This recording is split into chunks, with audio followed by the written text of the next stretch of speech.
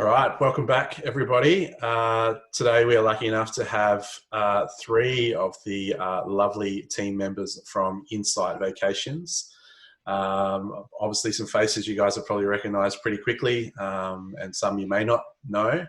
So what we'll do, as always, is get these guys to introduce themselves, give us a little backstory on their sort of journey in the travel industry and how they've led up to today.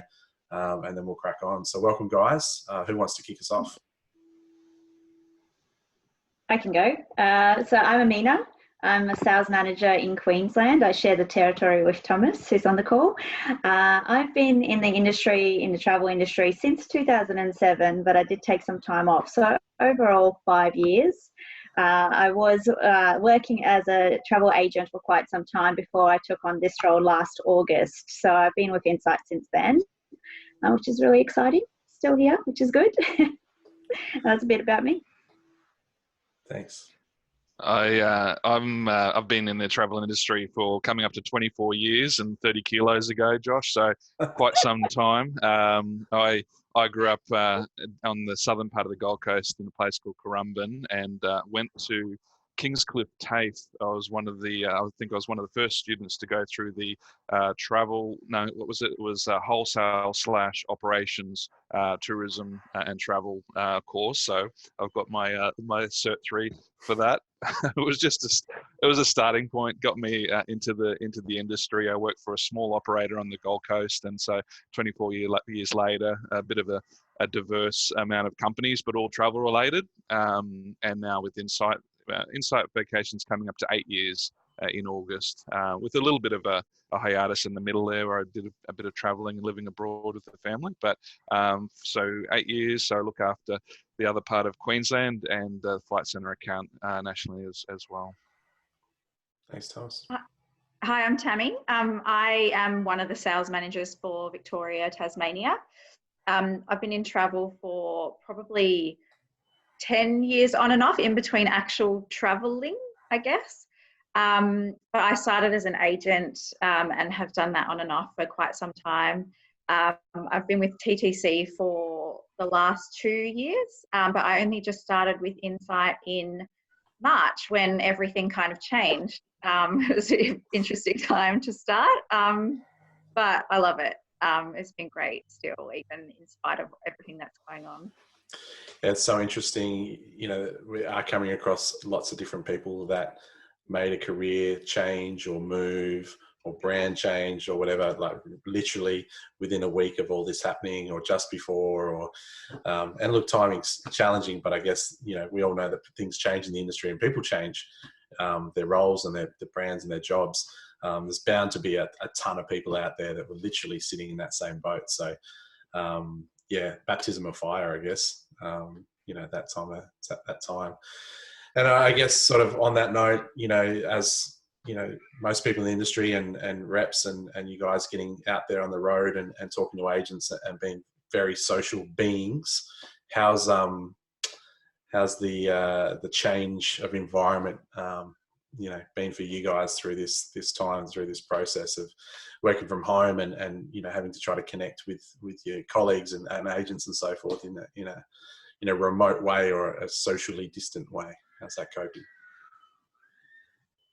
Yeah, it's funny. We were talking about this yesterday in a conference call, actually, Josh. Some of us that were on that one, we're probably communicating more than we ever have before. Ironically, even though we're working less hours, we're collaborating every single day. We're seeing each other on video conferencing like this. So in many ways, we've probably gotten to know each other a lot more and feeling really tight as a team, and of course with all our agent partners out there, then we're reaching out to them in a different way, but it's certainly had some positive learnings that we've gained from it. And what about the working from home and you know, not being on the road? Is your car collecting dust? Are you getting alerts from your coffee account? You know, app saying what's going on? You haven't bought any agents' coffees for a while. How's that side of thing coping for you guys? I actually almost ran out of petrol the other day because I forgot that was the thing that you needed to do to fill up your car, because I hadn't filled it up since March, and then I've been driving to Coles and that's about it. So that was a weird one.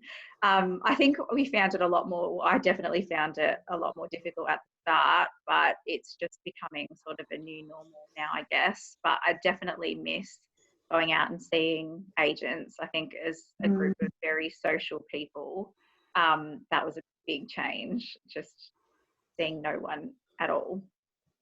How upsetting was it to see petrol at 79 cents and not feel like you could actually put it in your car? Yeah. Take advantage. It's really hard, isn't it? Because you know, it's a kind of bittersweet at the same time. But it's been so odd. I just love being out on the road, which I never thought I'd say, you know, out loud. But, you know, I used to go for an hour and a half drives and have my Audible playing. Now my Audible's neglected altogether because I'm not going anywhere. So it's really, really been interesting to see how much we have changed and had to adapt to this new way of working, and also communicating with our agents. But yeah, it's good times. I think it's gonna, this situation's opening up our abilities to see how different opportunity, or how many different opportunities there are out there for us to explore with the way we communicate. Yeah, I'm the same. I have a podcast that I always listen to on my long drives, and I've missed about 27 episodes just because I haven't driven any further than Woolies, which is about 3.5 minutes down the road. Thomas, you said before that obviously you guys are connecting, via Zooms and all of those things, but, based on reduced hours, even though you have been able to manage to connect. What does that look like for the Insight team? Who you guys, is it days? Is it hours? What's been the impact to the actual day-to-day working operations of the team? Yeah, so, sorry, you go, Emina. I was just going to say, yeah, we're definitely working reduced hours. We're kind of overlapping. So, for example, with the shared territories, Thomas works Monday through to Wednesday, and then I work Wednesday through to Friday. So it's been very, very different for us. But as Thomas mentioned already, we feel like we're doing so much more because we've got so much more time on our hands whilst being off the road. But at the same time, it's been so exciting to also be able to communicate, on an ongoing basis with our agencies out there, and just getting that opportunity to make that quick phone call every now and again whenever we need to, or be readily available. I think that's a huge difference at the moment. Sometimes when you're on the road, you may not get onto your email straight away, but now you've always got access to them, and the phone. So it's been good in that sense. And I guess, staying connected with agents, it may be that little bit, I guess, easier to return that phone call or pick up the phone compared to being in the road and being in shops. So what other ways is Insight sort of staying connected with agents at the moment? What are you guys doing in a sort of a proactive space or social media space? What are you guys playing within that realm? Well, we've been very proactive, Josh, and obviously it is a little bit easier with the extra time, but we've been reaching out every single day. It takes up the majority of our days in contacting our agents that we've built up, good relationships with. Some of it is, I suppose, serves a practical purpose because we've had some suspensions that we need to let them know about and to talk through the options that they have. But obviously those sort of things could be done via an email, or the res team could handle it, but the sales team have wanted to get involved in that. So it's been a good opportunity because what could potentially be a 2-minute conversation, just to pass on the information, inevitably will turn into a 15-minute chat and talking about all sorts of things, and to see how they're coping, and there's laughter and tears, and when you build up friendships and working professional relationships with trade partners, that sort of thing just happens naturally if there's enough time for it. If they're not too stressed or up to their eyeballs in issues that they're dealing with. But that seems to be happening less and less now. So it's enabling us to have those really meaningful conversations on, you can connect with each other and reconnect on a human level, but also, get the jobs done that we need to do. So that's been happening every single day for us. And then we're also working in a way that the whole working week, we're contactable. So the way that the team's split up across all states means that if they need to contact us, they'll always be able to get on to someone from the sales team.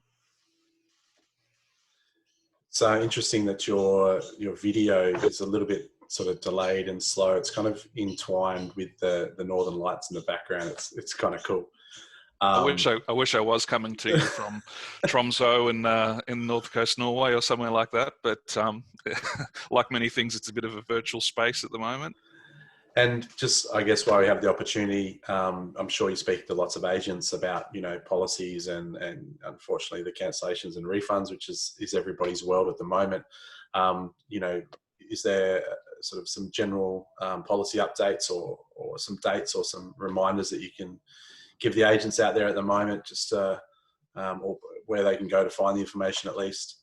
What's the current situation? Yeah, absolutely. Best place is on our website, because that is updated daily. So whenever there's a policy change or an update, then that's definitely the place to go. The key message we'd like to share with our trade partners is in terms of any trips that they've booked with us where they've been suspended, we're being as flexible as a company can be. So we are offering future travel credits automatically for the money that's been put on file, and their clients, our guests, have up until the end of 2022 to use that. We also are able to be very, very agile. So if at any point they change their mind, if they book something, then they can change their mind up until 30 days before departure of that trip. And they can do that as many times as they want up until 30 days. Alternatively, they might like to transfer across to another travel corporation brand that they feel suits their purpose a little bit better, or if they're not interested in traveling to USA, for example, they'd like to do something locally, then they can do that, and they can transfer it across to a friend or a family member as well. So total flexibility. And they can check out those details on our website, or they can call our res team between 11 and 4 daily through Monday to Friday. Cool. And like, I guess many companies and brands and businesses and kind of what we're encouraging a lot of, agents, independent, whatnot out there at the moment, there is the day-to-day stuff that we all have to continue to keep dealing with, and we can't sort of put that to the side. But there is, more and more downtime or more and more opportunity to pause and reflect and have a look at some of the things that are possibly, in the business that we've always wanted to be working on, or we've always wanted to release, or, what's insight, how's insight being, in that space, what's coming, what's new, what's a innovative product or destination or something that, the agents can start to get a little bit excited about, that could be around the corner or in the near future. Well, we've been working the last few weeks because we realise we're not 100% sure when the borders are going to be opening and people are going to be able to travel internationally again. We've been putting together some Australia and New Zealand itineraries that will be released within probably the next 2 weeks, maybe next week even. So there's 5 itineraries that will be released. So it's the first time that Insight's been travelling around Australia, New Zealand. And there'll be 2 New Zealand and 3 Australian itineraries for everyone so that our guests would be able to travel a lot sooner than they would have been if we had to wait for the borders to be opening overseas. And the first thing that comes to my mind, which I just assume that the agents will have the same thought process, what will that Insight product be in Australia and New Zealand that would say be different or than what they'd probably expect from AAT Kings, which is obviously part of the group. How's the Insight going to do Australia and New Zealand differently, or what's that product going to look like? It's still a little bit of a work in progress at the moment, but we're trying to incorporate everything that our guests and our agents and trade expect from an Insight product overseas and incorporate that into the Australia-New Zealand product.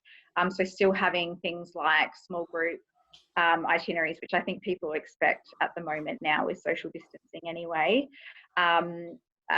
We're incorporating a lot of more experiential trips. So there's lots of food, lots of wine activities. Sorry if you can hear, someone's decided to mow right in front of my house right now.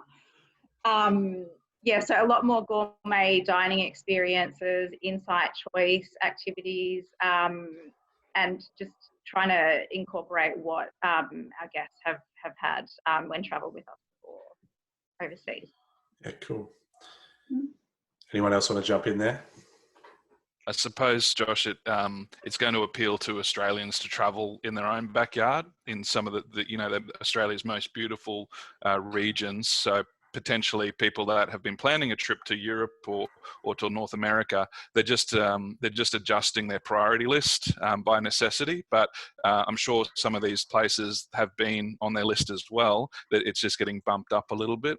So these itineraries really, they're not designed like an inbound program. They're designed for Australians that are wanting to do the type of things that we all love, have some VIP experiences, stay in boutique hotels, the beautiful Australian and New Zealand wines that we can enjoy and not have to drive as well, of course. So we're really excited about being able to get out there, and we've got a big advantage in having a diverse company that already have access to some of the key contacts that are out there we need to work with. And yeah, they also travel to locations that very few other brands travel to, so they're very unique to Insight too. Yeah, and a great opportunity, I guess, for agents with their portfolio, database, travel community, whatever they want to call it, but to reach out to those customers that may have been considering or do have a credit even for 2020. And to discuss what a great opportunity. Maybe they were a new Insight customer or new to that type of travel. Maybe it's an opportunity to say, hey, how about you try what you were going to do in Europe this year, but let's do it in Australia, and then that give you a real sense of what the product looks like, what that's going to look like when you are in a foreign country with other languages and other things that are going on when we do that in 2021 or 2022. So it's a good tester, I guess, for those that can continue to still travel and are confident to travel this year, to get them in that mode ready for when they do decide to take that overseas trip, as we said, 2021, 2022. And I guess on that, what does that look like for Insight? What are you guys planning, the normal yearly timelines of brochure releases and the Insight launches and all the exciting things that we're so accustomed to. What are you guys planning for the rest of sort of the next few months, getting ready for a possible 2021 and beyond? Very good question. So we've got quite a few things in the works at the moment, which is really exciting. We've tried to focus on just promoting a few of our, connections to the way we travel through our videos that we'll be rolling out, especially when we start launching Australia and New Zealand, which we're very excited about. But also just in general, when it comes to the brochure launches, given the fact that we're not necessarily going out to stores and the stores aren't getting their deliveries for brochures, they're going to be available on our website as well. So that way agents or their customers can access the brochure information at any point. We've of course got our TTC Learning Academy as well, where they can get up to scratch with any of their product knowledge, and we'll be there as well. I, for one, and I know the rest of my team as well, are so excited to start talking about those Zoom, training sessions that we might have, or any other, virtual training that we can offer, whether it's over the phone or practicing social distancing in a store where we sit 1.5 meters away from everybody else, but just being able to get out there and share, you know, the information about itineraries, what's going to make these products so great, and why, you know, their customers will absolutely love traveling with us, you know, in Australia and New Zealand when the time comes and beyond. I mean, we've got products already launching. We haven't mentioned it, and I know it's probably quite some time before we look at traveling out there, but we've also launched you know, Latin America, so with Insight Vacations for the first time, which is really, really exciting for us. I mean, my list now is 10 times longer for all the trips I want to go on. Yeah, so yeah, exciting stuff ahead. And you know, you mentioned South America. Was there anything that was sort of due to come out this year as well, or any products or destinations that have been pushed back, but agents should still be, you know, excited about, you know, for the upcoming 2021-2022 season? What's new, or what's coming, or have you heard anything that's yeah, that's in the pipeline at the moment?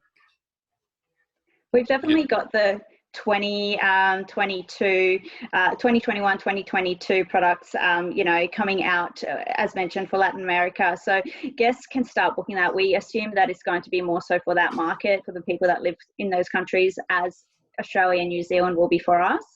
But when it comes to Europe as well, so we're now in the works on how we're going to launch that, which is, you know, watch this space for how we're going to go about it. It's going to be very different to how we've done it every other year, of course, but it is in the pipelines, and we are focusing on heavily getting the dates, you know, for 2022 as well as 2021, so that guests do have that opportunity to book well ahead, knowing the dates that they'll be traveling on. And what about the Insight product itself? How do you see that evolving, you know, into this new world of travel, or this new normal, or whatever people are going to call this other side? You know, you guys obviously have reduced numbers on coaches already. You have that more leg room and all of the, you know, the great CVPs that we know that Insight have always promoted. Is there other things that you guys are thinking of, or is there other areas of the Insight product that you think that are going to have to adapt or evolve or change slightly as we move forward? Yeah, it's an interesting point you make, because the old mantra of business class legroom that we've used in past years has been a bit of a catch cry, and I think a lot of agents listening will agree it's still one of the main selling points that they use as a point of difference. But obviously that involves comfort, but I suppose that conversation now incorporates the fact that there's more distance between our guests on our coaches, which really puts us in the pole position as far as selling it as a health point as well. Smaller groups, more comfort, but also being ready to go when it means abiding by certain restrictions or policies that are put in place, which we'll also do when we launch our domestic program as well. It's encouraging to see Europe for next year is selling really well too. Josh, a lot of those bookings will be people that are postponing their 2020 plans, but we've had some new bookings, brand new bookings, so we all jump up and down when we see a new booking come through. Yesterday there was a booking of 9 people from a Queensland travel agent. That was obviously a nice booking at any time, but in the current state of affairs, it was one that was worth having a glass of champagne over. So yeah, forward sales for Europe are looking pretty good. There's confidence that okay, I can't go now, but I'm prepared to put my money there and to plan for what I wanted to do this year for next year. So we're really happy. On the South American program, that you asked a little bit earlier, there's some really, really cool new itineraries in there as well, which we're launching, which weren't planned for this year. They're planned for next year and beyond. But rather than just sort of the highlight cities, we're going into more regional areas, which I think there'll be an appetite for as well, to get out of those sort of more populated regions, going to places like Patagonia, like the Atacama Desert, flying over the Nazca lines, those sort of experiences, I think probably are going to appeal to people once we are able to travel outside of Australia as well. Yeah, I think you're right. And, you know, just gaining confidence to actually travel, you know, when you see the products and you see the destinations, you know, it's going to be very, I guess, emotive, or people are going to really sort of start to picture themselves on these trips. and being out and about, or regional or distance from, you know, major cities and you know, areas where there could be lots of people lined up to get into the Colosseum or whatnot. You know, in my head, I think that's probably where I go when I think about, you know, those first destinations that I want to visit and travel to. Will definitely I just feel like I want to be in a place where I'm not in crowds, you know, in a sense. So I feel like that's, you know, I wouldn't be the only one in that boat. And if the customers are thinking that, then we need to really get our heads around products and destinations and things that we can promote to those customers so that they can feel, you know, not only safe to travel, but when they get there, they're also going to really enjoy their time, because you don't want to send anywhere to an amazing destination if the whole time they're just going to have, you know, anxiety or be feeling really anxious around the environment that they've gone to, and that one opportunity to see that one destination they've always wanted to see, but they go at the time where they're just not in the right headspace or the way they feel to actually experience that product in the way that they should. So I think regional and distance and space and being in those open area, you know, environments is a real key. Yeah, you're spot on. But then, of course, people are still going to be attracted to going to those iconic cities that they've always dreamed of when the time's right. And I suppose that's where premium operators like Insight Vacations and Luxury Gold having that priority entrance, or even better with our Luxury Gold product, having out-of-hours experiences, being able to enter places like Schönbrunn Palace, where there's no one else, just our small group there. So it's always been a wow factor, but now it's sort of like another element to it as well. So we encourage all our trade partners to get out there and see those sort of features in those cities that we offer as well. Yeah, cool.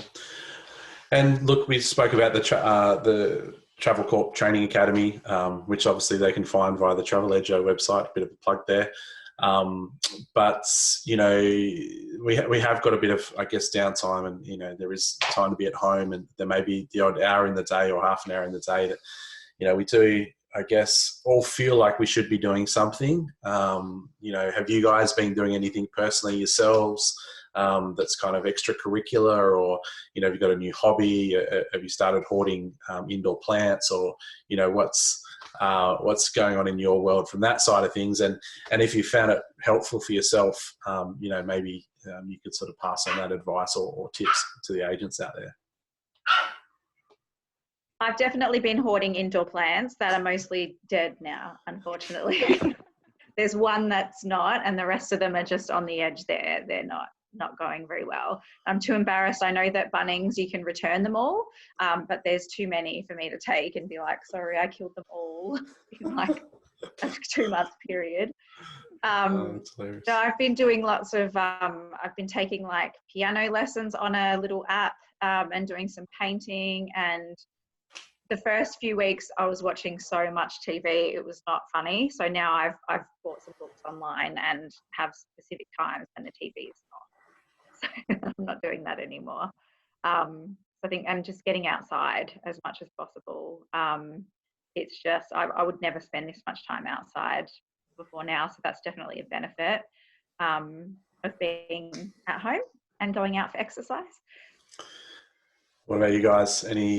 Anything that you've been playing with? Thomas, have you chosen a new hobby or taken up anything exciting? Well, I've gotten to know that our cat does more than just ignore me. It likes being at home a little bit more, so it actually does more than eat and then look at you and walk away. So you know, they say that every time you pat an animal, it actually releases the good chemicals in your brain naturally. So so I'd recommend that if everyone's an animal lover that's listening in. A little bit more exercise as well, which was overdue, but it becomes a necessity these days, and I've really enjoyed that. So I even caught up with Emina recently on a bit of a walk, because we live not too far from each other, so we're able to catch up and get some good exercise in at the same time. Yeah, I think you know, it's such a weird time when we originally started quietening down, and you know, as a sales manager, and I joined in August last year. So it went from our international conference to our European launch and then Expo. And everybody kept saying, wait until March. That's when we'll have a break. That's when you'll really get some downtime. And ironically, that's exactly what happened. And for the first couple of weeks, it was just really weird. It was just, you just rack your brain. What do you do? Are you supposed to just sit by your phone and, just wait for the agents to call? Or what else can you get out there and do? And I know that we baked a few times and we went and, sent out messages to our agents, but I think I was so lost to begin with when it comes to productivity because we were so busy all the time that there were days where I spent 8 hours playing a video game on my phone. And then there were days where I was like, right, I need to learn something. And I jumped on and watch some really cool, documentaries or just travel shows in particular. And I think that's what it is for agents as well. They're so busy all the time, focusing so much on their customers at the moment. And then when they do get that spare time, or they might be a bit quieter, they might even feel guilty if they're not doing as much. And I think that's really important to just switch off and just be able to go for that walk because you need it, or drink that bottle of wine if you need it. Do what you need to do to get through and get by for yourself, first and foremost. And like Tammy, I've started knitting. I think my knitting will be done next year, however, because it's a slow process.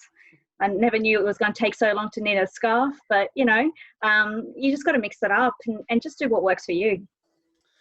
And I do wholly blame all of the reps and all of your expo season whinging about how busy you all were and how you all needed a break. And you just couldn't cope with doing one more weekend on the road. So yes, it is all your faults. It's funny that we all miss that now. Absolutely. Yeah. And I think you're right. Some days you feel super motivated and you do all these things, and other days you just, I started playing FIFA again, which I haven't played video games since I was about 13 years old, which is bizarre. But, we all just doing what we can to get through. And, if you can find the time to do some stuff, then great. But if you have to have those days where you do bugger all or nothing, then, so be it as well.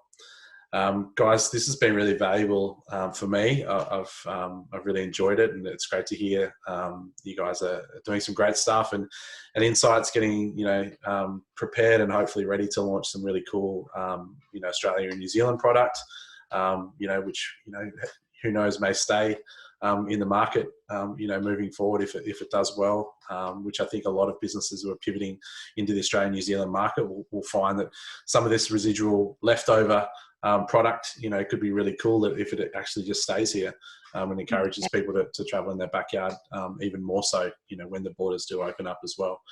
But we'll drop a lot of those links and website policy updates and all those things in the post as we normally do. We'll promote people to jump back into the Travel Corp Academy and making sure that they're getting on top of all those things. And I'm sure there's going to be a lot more content being added, as you guys said, with webinar training, Zoom trainings, and all those things coming as those new products come out, and the traditional brochure launches that can't really be done over the next few months for the next 2021 season and so forth. So again, guys, thank you for your time. We really, really appreciate it. I look forward to having a cold beverage face to face on the other side of all this. But as I said, really thank you for your time, and look forward to seeing you on the other side. Thank you. You too. Thanks, Josh. Appreciate it. For having us. Thanks very much, Josh. Yeah, we really appreciate the opportunity. Say good day to everyone. Take care, mate. Thanks. Cheers. Mm.